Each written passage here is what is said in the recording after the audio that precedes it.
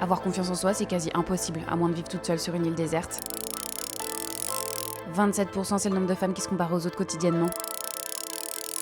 Je fais un rêve récurrent. Je me retrouve sur un terrain de tennis en Birkenstock et je dois renvoyer la balle, normal. Sauf que c'est pas une mais 15 balles qui me sont envoyées. Ça va super vite, super fort et je me réveille toujours avant de savoir si j'arrive à en renvoyer une ou pas. Parfois quand j'arrive pas à dormir, j'imagine que je trucide toutes ces balles de tennis. Ça m'aide pas des masses. Comme je l'ai dit, avoir confiance en soi, c'est quasi impossible. Y a que dans les histoires que les meufs peuvent avoir confiance en elles. Elles sont toujours belles, intelligentes, à l'écoute. Tout finit toujours par aller dans leur sens. Genre dans la série Only Murder in the Building, le personnage de Mabel. Bah c'est ça, la go, elle est pauvre et pourtant elle habite dans l'immeuble le plus cher de New York. Elle est genre solitaire mais en vrai elle est toujours ultra entourée. Ou encore elle est genre discrète et pourtant c'est le centre de l'attention en permanence. Alors je me demande, c'est quoi son cheat code? Pour le découvrir, je me glisse dans son personnage pour les 24 prochaines heures. Viens, tu viens avec moi? Mais viens, tu viens avec moi? Coucou, je suis trop contente de vous retrouver pour une nouvelle vidéo, surtout que c'est mon format genre préféré, une journée dans la vie de. Et cette fois-ci, du coup, on fait un zoom sur le personnage de Mabel, qui est du coup le personnage féminin de la série Only Murder in the Building. Alors je sais pas si vous connaissez cette série, mais très rapidement, c'est donc une série qui est dispo sur Disney+, il y a 5 saisons. Mabel est incarnée par la Queen Selena Gomez. Je pense d'ailleurs pour ça, enfin je suis sûre d'ailleurs, c'est pour ça que j'ai lancé la série. Mais je le regrette pas, c'est plutôt une bonne série. Ça se passe du coup à New York, dans un grand immeuble de gros riches qui s'appelle l'Arconia. Mabel et deux de ses voisins sont tous les trois fans de podcasts True Crime. Donc c'est des podcasts qui parlent de criminologie, de meurtres, qui mènent des enquêtes autour de ça. Et il s'avère du coup que dans cet immeuble de l'Arconia, il y a chaque saison un nouveau meurtre et que du coup ces trois personnages-là, ils mènent les enquêtes. Et donc Mabel, c'est le personnage féminin, un petit peu le quota féminin et le quota jeune, parce que ce personnage doit avoir à peu près 30-33 ans. Et du coup elle accompagne Charles et Oliver, qui sont tous les deux gars, je sais pas, ils doivent avoir genre 70 bien tassés. Et Mabel, elle est hyper créative,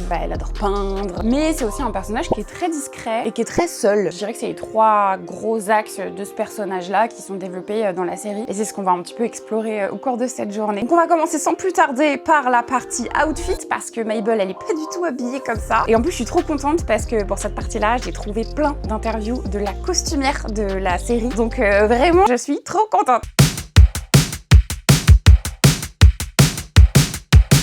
Alors du coup, la costumière de Only Murder in the Building, elle s'appelle Dana Covarrubias. J'espère que je prononce bien son nom de famille, pas sûr de mon coup. C'est une meuf qui, d'après mes calculs, devrait avoir 37 ans parce que j'ai trouvé qu'elle avait été graduated en 2007.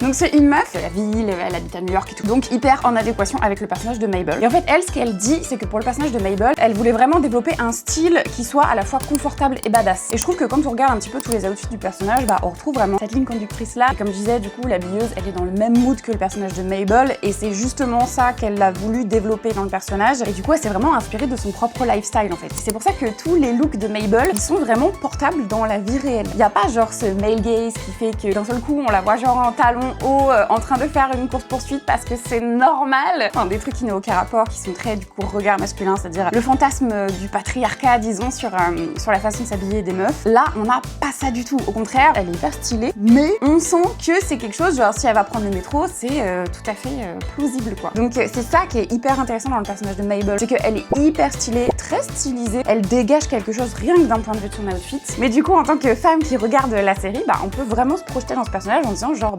c'est une meuf de la vie réelle, clairement.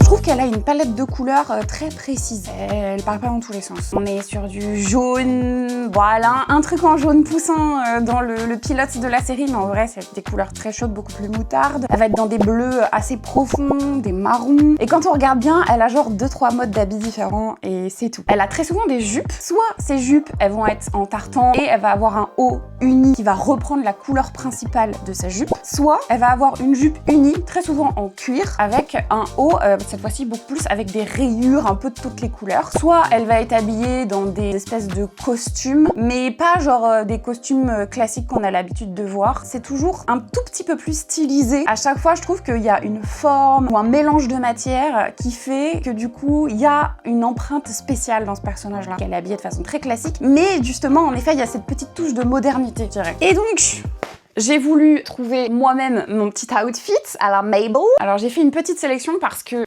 Mon placard n'est pas du tout celui de Mabel. Ça aurait pu fonctionner si elle sortait en soirée parce qu'elle a vraiment beaucoup de paillettes quand elle fait des tenues à chaque fois quand ils font des soirées dans la série. Mais là, on va pas faire une soirée. Donc, j'avais pas très envie d'acheter des vêtements. J'essaye de pas trop acheter en première main, disons, en neuf, merci Chanel. Donc du coup, je privilégie beaucoup la seconde main et il s'avère que Sellpy m'a justement proposé du gifting et je me suis dit que ça pouvait être trop chouette d'allier du coup le gifting de Sellpy avec ce format, justement pouvoir aller chiner des petites pépites qui iraient dans le mood de Mabel. Alors très rapidement, Sellpy, c'est un site internet et une application qui est entièrement consacrée à la seconde main et ce que je trouve vraiment intéressant chez Sellpy, c'est que c'est pas de vendeur à vendeur. Tu passes vraiment par la plateforme. Ça va être hyper carré sur est-ce qu'il y a des problématiques ou pas sur le vêtement. Les prix, ils sont hyper compétitifs. Et en fait, le principe, c'est que si tu veux vendre tes vêtements, ils t'envoient des sacs que tu viens remplir avec toutes les choses que tu veux plus dans ton placard. Tu leur envoies, eux, ils prennent les photos, ils mettent sur le site, ils mettent, voilà, s'il y a des petites problématiques sur les tissus. Et ensuite, de l'autre côté, quand tu viens du coup acheter, déjà c'est immense, t'as l'impression d'être genre dans un hangar genre géant, genre ça m'a trop rappelé quand je suis partie à Montréal il y a 2 ans et que je suis allée, alors je sais plus quel était le nom, mais c'était une friperie, mais genre énorme. Et ça m'a rappelé ça. Et donc tu fouilles, tu fais ta commande et ce qui est trop bien, c'est que du coup la livraison se fait vraiment d'un seul coup. Non, vraiment c'est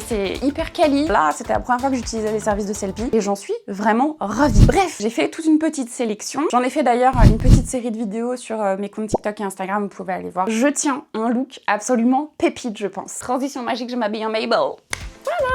Alors là, vous voyez que le haut. Attendez, je vais vous replacer pour que vous en voyez un petit peu plus. Et voilà, du coup, j'ai pris petite jupe un peu pied de poule dans les tons genre marron, il y a un petit peu de bleu et un petit crop top marron. Et avec, je vais mettre, j'hésite entre cette paire-là de Timberland blanche, cette paire-là de petites bottines noires.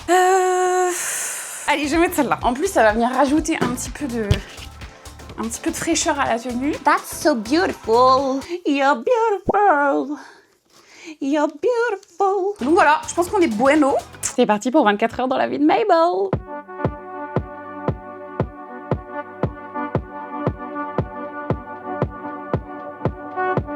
Dans la saison 2 de la série, c'est d'ailleurs la saison qui zoome le plus sur le personnage de Mabel, dans lequel on en apprend le plus sur ce personnage. Il y a un moment donné où en fait elle explique que quand elle était petite, elle faisait un puzzle de Frida Kahlo avec son père, genre c'est un souvenir vraiment marquant pour elle. My dad got me a jigsaw puzzle of Frida when I was 4. It was 1,000 pieces, small ones, with repeats of the same flowers.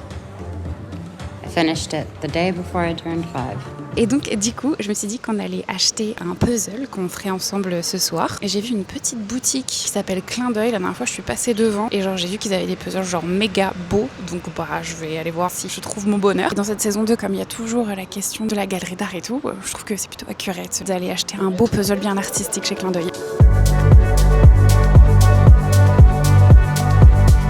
La boutique est absolument magnifique. Genre j'ai envie d'acheter l'intégralité de ce que j'y vois. C'est un genre de concept store dans lequel on a vraiment plein de choses. Genre on a plein de petites cartes, genre de la papeterie un peu trop mignonne. On a du coucou Suzette évidemment. Des petits bijoux aussi.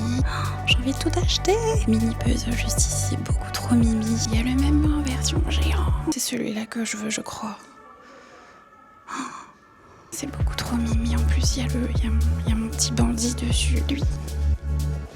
C'est un petit bandit, c'est le chien de mes rêves. Je vais voir quand même s'il n'y en a pas d'autres, mais je crois que j'ai complètement craqué sur celui-ci.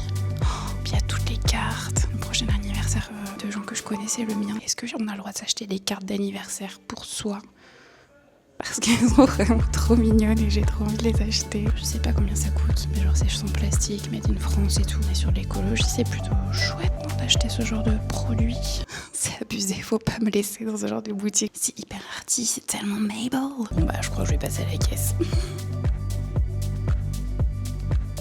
C'est bon, je sors de la boutique. En plus, ils sont trop mimes. Ils m'ont offert des petits stickers. Je les ouvrirai tout à l'heure à la fin de la vidéo. Trop bien, cette boutique, elle est canon. Les gens qui bossent dans cette boutique, genre, on a trop discuté. En plus, ils ont un petit chien trop mignon dans la boutique. Parfois, genre, j'ose pas sortir ma caméra parce que, je sais pas, le regard des autres et tout. Et en fait, ils m'ont vu avec ma caméra. Du coup, on a commencé à parler. Et genre, ils m'ont raconté plein de trucs sur la boutique. C'était trop intéressant. Donc, comme quoi, parfois, sortir sa caméra, et les gens, ils se moquent pas de toi. Genre, au contraire, on se met à papoter et c'est trop bien.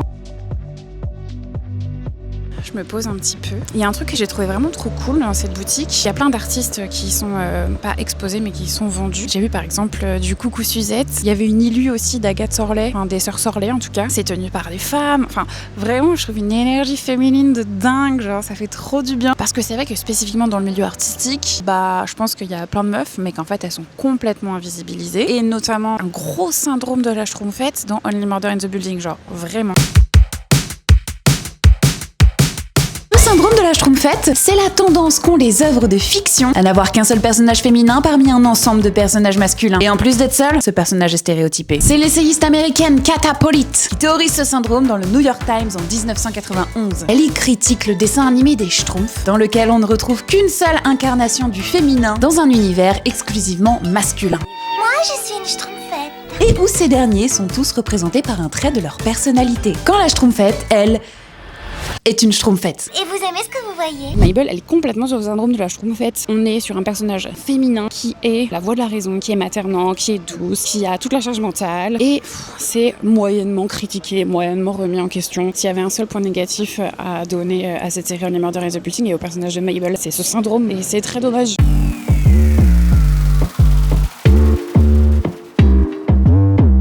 Alors du coup en sans gluten j'ai soit genre du guacamole, des nachos et tout, mais j'ai plus envie genre de vrais tacos genre. Le menu c'est 3 tacos et une boisson pour 10 €. Donc je pense que je vais faire ça. Alors je me retrouve dans un restaurant mexicain dans le 10e qui s'appelle El Guacamole. Merci. Je vais goûter ça. C'est du coup le Jamaïca à hibiscus et tout. Ah c'est sucré. Ça a le goût d'infusion à l'hibiscus mais c'est un peu sucré. Du coup je disais, dans la saison 2 il y a une scène entre Cara Delevingne et Mabel. Je sais pas du personnage de Cara Delevingne, mais bon, on se comprend. Et genre à un moment donné elles ont une scène toutes les deux où je crois qu'elles ont passé la nuit ensemble et donc le lendemain matin il y a Mabel qui fait le petit déjeuner et elle fait des empalmes. This looks really delicious, thank you. Mm-hmm. Or empalmas. And palmas. My dad and I used to cook them. Oh. He always used to say to me, the perfect egg should never run, it should walk. He said, shouldn't be in a hurry, Mabel, it's an egg, where's it going? That's so cute. You never really mentioned your dad. What's his deal? Oh. What have I told you? Pretty much nothing. I kind of like that. Je suis très contente de revenir dans ce restaurant ce midi, surtout que je n'ai jamais mangé toute seule au restaurant. Je trouve ça chouette de faire ça pour ma vidéo sur Mabel, qui pour le coup, elle est vraiment dans une solitude choisie. Je vais commencer par celui-ci. Ça a l'air d'être des haricots avec des tomates et tout. Je suis pas fan de haricots. Ça va être super. C'est bien, ça fait plein de légumes. Je commence toujours par les trucs que j'aime le moins. C'est une technique. Parce que du coup, après, parfois, quand j'arrive au truc que j'aime le plus, bah, j'ai plus faim. Mais en même temps, j'ai pas envie de finir par le truc que j'aime le moins. Faites quoi, vous? Mais genre, je sais pas si c'est parce que c'est une meuf ou pas, mais je trouve que la solitude choisie de Mabel, elle est remise en question à chaque saison. Parce qu'à chaque saison, on vient lui coller un nouveau crush. Ça sert absolument à rien, quoi. Enfin, si on a un personnage qui est hyper solitaire, qui évoque pas du tout une envie de relationner d'un point de vue romantique, je comprends pas l'intérêt. Parce que si on calcule, il y a quand même Oscar, il y a Alice, c'est ça. C'est le nom du personnage de Cara Delevingne, c'est Alice. Il y a Robert et il y a Théo. Ça fait pas du tout avancer l'histoire, ça sert à rien. Genre, à chaque fois, elle se dit, ah, je vais partir avec cette personne, fonder à limite une famille et tout. Puis à la fin de chaque saison, de toute façon, elle y va pas. Quel intérêt? Ça veut pas dire qu'une femme, elle peut pas rester toute seule. Ça sert à rien. Après, je trouve aussi qu'il y a une autre façon d'analyser. Dans chaque début de saison, on ancre le stéréotype de la meuf qui ne peut pas être seule parce que sinon elle va devenir la folle au chat. À chaque saison, du coup, elle se questionne et elle vient un petit peu déconstruire ce mythe de la vieille fille, ce mythe de la folle au chat, ce mythe de si on est célibataire, c'est catastrophique quand on est une meuf. Je sens la vraie vie, ça fait rien en même temps. Il y a cette deux vision-là, je sais pas, qu'elle est le point de vue qui est vraiment développé par une fille, c'est nice, mais en tout cas ça questionne.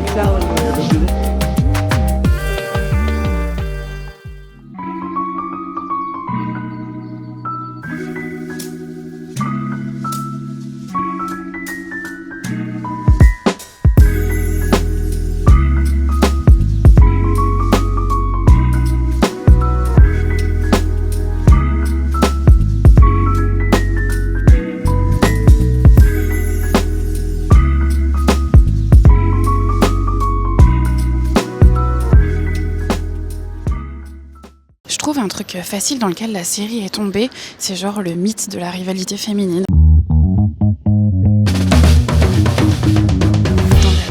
saison, la saison 5, il y a donc Mabel qui retrouve une amie à elle, genre de l'époque, genre du lycée et tout, Althea. Et dès le premier épisode dans lequel toutes les deux elles se retrouvent, on sent tout de suite dans la séquence qu'il y a une grosse rivalité, genre deux meufs qui se retrouvent, elles peuvent pas genre juste être proud l'une de l'autre quoi. Forcément il faut qu'il y ait de la jalousie et de l'incompréhension et des non-dits et de la compétition. Et ça c'est un vrai mythe, c'est pas parce que les meufs entre elles se détestent ou sont jalouses genre de nature, c'est vraiment parce que la société nous dit qu'entre meufs il doit y avoir une compétition parce que c'est un monde d'hommes et qu'il y a de la place que pour une meuf dans la société, dans le groupe, dans l'endroit dans lequel tu évolues. En fait c'est méga triste parce que c'est faux. Si on faisait preuve d'un peu plus de sororité et de bienveillance les unes avec les autres, genre on s'en sortirait beaucoup mieux. Alors heureusement pour ce qui est du personnage de Mabel, au fur et à mesure de la saison, il y a tout ce mythe là des rivalités qui se déconstruit. Oh my gosh. I love you, Nelsie! Oh, but that makes everybody. Et en fait, que ce soit le personnage de Mabel ou le personnage de T, elles se rendent toutes les deux compte qu'il suffisait juste de parler, que c'était des non-dits et des projections que l'une et l'autre pouvaient avoir, et que la jalousie, elle était hyper mal placée. Je pouvais pas parler de la série Only Murder in the Building sans vous faire des petites recos podcasts réalisés par des meufs, parce que la sororité, y a que ça de vrai en magie. Le premier podcast, c'est un podcast genre d'histoire un peu. Enfin, pas d'histoire genre avec un grand H, genre c'est une histoire. C'est une série podcast quoi. Ça s'appelle Silencio. Dans un univers dystopique, genre en 2037, un truc comme ça. Il y a une élection genre présidentielle. Il se passe des petites manigances dans les urnes. Franchement, c'est la première fois que je découvrais ce genre de format. Et j'ai trouvé ça genre vraiment excellent. Ensuite, ma deuxième reco, c'est un podcast, beaucoup plus classique. Ça s'appelle Change ma vie, c'est du développement personnel. C'est Clotilde Dussoulier qui fait ça. C'est une coach de vie. Et genre, à chaque fois que j'ai eu genre des coups de mou, appelons ça des coups de mou, mais en vrai, j'ai quand même fait un gros burn-out. J'ai trouvé que ces outils pour l'esprit ne remplacent pas du tout un suivi psychologique, mais aident vachement à comprendre en fait comment on fonctionne. C'est excellent pour aller mieux. Et puis même quand tu vas bien en fait, pour improve yourself.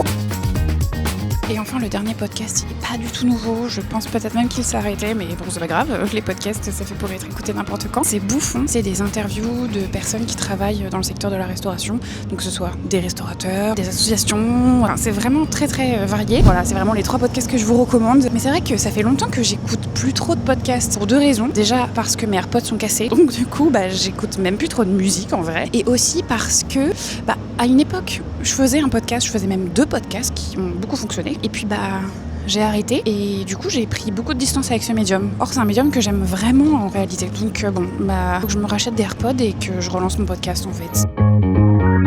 What a day again! Comme promis, on va ouvrir cette petite pochette cadeau qu'ils m'ont fait chez Clin d'œil quand je suis passée ce matin à la boutique. J'ai pas du tout vu ce qu'ils avaient mis dedans. Hop. Oh! Waouh! C'est genre des stickers avec des paillettes. Oh là là, c'est tellement mignon! Mais ça, c'est une petite balance de légumes. Merci beaucoup. J'ai changé d'ordinateur et genre j'ai galéré à retirer tous les stickers pour le rendre à Apple et faire le refurb. Je me suis dit, là, cette fois-ci, Chanel, tu te calmes et t'arrêtes de coller des stickers partout sur ton ordinateur. Et on m'offre ça! Des petits bijoux de paillettes et de fleurs. Oh, la terre est basse, hein. Je vais vous rapprocher un petit peu. Comme promis, on finit cette vidéo sur un petit puzzle. J'adore la collection Jour Férié. J'ai déjà fait un autre puzzle. Ils sont durs, ils sont très beaux, mais franchement, ils sont super durs. Genre, 1000 pièces, c'est pas pour les bébés. Je suis trop contente de cette journée passée autour du personnage de Mabel. Je pensais pas que j'avais autant de choses à dire sur... J'ai triché, c'est déjà collé, je vais laisser coller. Je pensais pas qu'il y aurait autant de choses à dire sur ce personnage en vrai. Parce que de base, je trouve Mabel, elle est pas du tout clivante. Je pense que des personnes déconstruites comme des personnes pas déconstruites vont y trouver leur compte dans ce personnage. Mais en fait, il y avait pas mal de choses à en dire. Genre notamment sur la question de la confiance en soi, quoi. Parce que oui, quand t'es une meuf, avoir confiance en toi, c'est quasiment impossible. Enfin, franchement, c'est super dur. La société, elle aide pas les meufs à avoir confiance en elles, quoi. Pas du tout. Parce que justement, on est élevé avec genre tous ces stéréotypes de partout. Dans les films, les séries, je sais pas, au JT, dans les émissions de télé, dans les podcasts, enfin partout, dans les histoires, sur Instagram, sur TikTok, partout quoi. Genre j'ai l'impression que quand j'ouvre les yeux le matin, je ne vois que des meufs parfaites et puis il y a moi.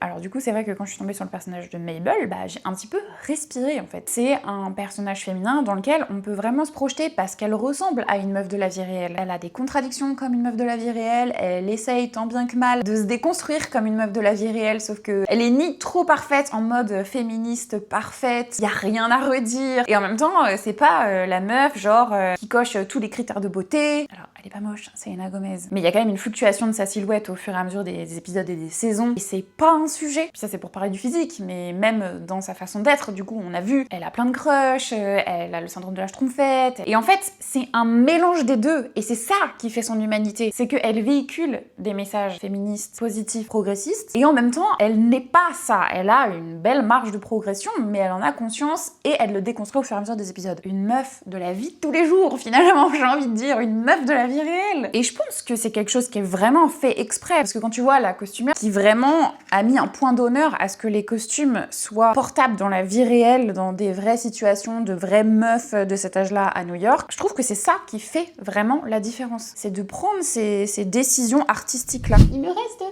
pièces. Les 20 dernières pièces du puzzle qui a été extrêmement long et difficile à faire parce que c'est vraiment des aplats de couleurs. Mais ce qui est chouette, ce que j'aime particulièrement avec ce puzzle, c'est que c'est comme si c'était fait au crayon de couleur. Donc du coup, il y a plein de matières, je trouve, ce qui aide un petit peu parce qu'il y a un peu des traits de crayon de couleur qui fait que ça te donne un petit peu un sens. Mais franchement, genre, je sais pas combien d'heures j'y ai passé, mais petite ellipse temporelle. En tout cas, pour ce qui est de notre histoire de Mabel, si je dois résumer mon avis, c'est que je suis très contente d'avoir un personnage féminin qui impose pas des standards trop hauts. Et du coup, elle participe pas à cette forme de pression un petit peu qu'on a de partout, quoi. Au contraire, je trouve qu'elle donne plutôt de l'espoir et de la motivation pour Ah, putain, il va où celui-là? Ça va être tout là-bas. Oui. Je trouve que son personnage, c'est vrai qu'il décourage pas en fait. Tu te dis pas genre, waouh, la meuf elle est tellement parfaite, genre jamais j'arriverai à son niveau. Non, tu te dis, elle est pas parfaite, mais elle essaye de faire bien. Et au final, s'en sort plutôt pas mal. Donc pourquoi pas? Pourquoi pas se motiver à faire mieux? Genre en trouvant où va cette putain de pièce? Pas nulle part. Là, voilà. Malgré toutes les imperfections que j'ai pu lister, je trouve que quand même Mabel, elle incarne quand même une image de meuf qui est positive et surtout qui casse les codes, quoi. Et les stéréotypes, finalement. Ouais. Oh là là, je suis sur un bon move là. On y est presque. Allez, encore 2. Ouais, j'ai fini ce puzzle après plus de 10 heures passées dessus. Oh, c'est trop beau. Merci beaucoup d'avoir regardé cette vidéo jusqu'au bout. J'espère qu'elle t'aura plu. Si elle t'a plu, comme d'habitude, tu mets un petit like. Et puis pense à t'abonner aussi si t'es pas encore abonné. À très vite pour une nouvelle vidéo. Bisous. Lui, c'est mon préféré. Lui, il était super dur à faire. Vous voyez ce que je disais dans le côté hyper texturé? Moi, j'ai fait ça, là, c'était super dur. Et j'ai fait tout un morceau, là, du petit... Oh, c'est trop mignon, ce petit outfit de Doggy Dog. Trop mimes. Trop bien. Trop validé.